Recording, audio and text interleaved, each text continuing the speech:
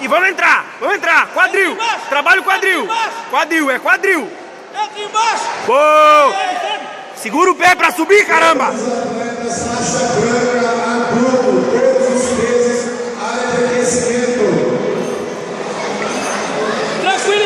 Tranquilidade. Esse braço esticado, hein? Se ele ficar no braço e no pescoço...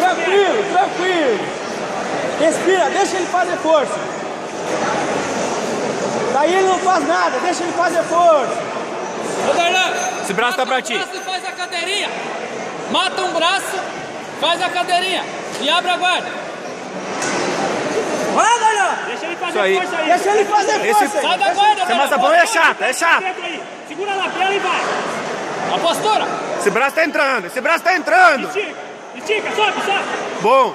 Tá bom. Se não pegar o arme, tem raspagem. Continuidade do movimento. Tá tranquilo. Joga um cotovelo no quadril e abre a guarda dele.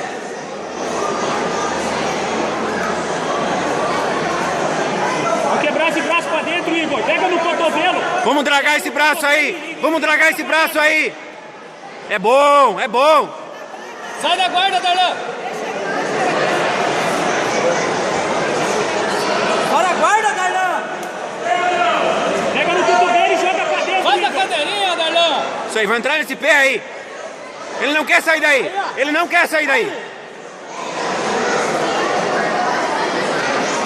Vamos entrar na lapela então. Entra na lapela do braço dele. A lapela do braço dele.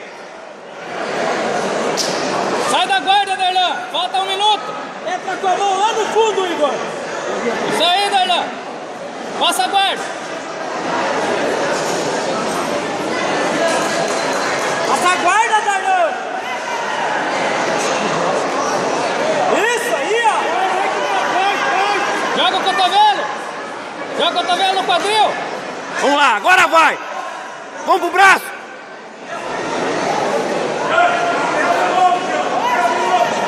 Boa! Sobe.